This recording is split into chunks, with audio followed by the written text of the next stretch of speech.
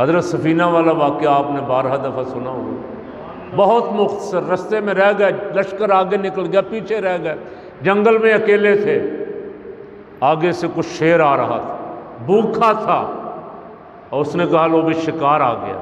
جب قریب آیا جھپٹنے لگا، آپ نے فرمایا ٹھہر جا، بس صرف اتنا سن لا کہ میں رسول اللہ کا غلام ہوں۔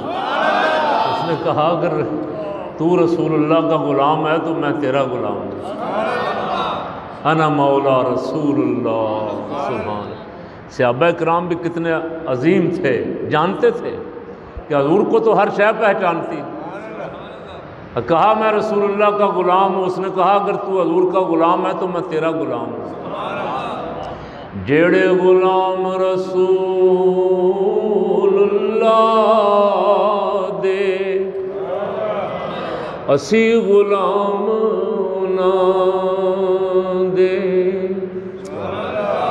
جیڑے غلام رسول اللہ دے اسی غلام نہ دے۔ ہم اپنی طرف سے کہہ رہے ہیں اسی غلام نہ دے،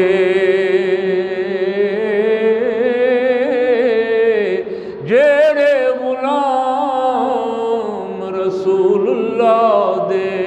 سبحان اللہ۔ جیڑے غلام رسول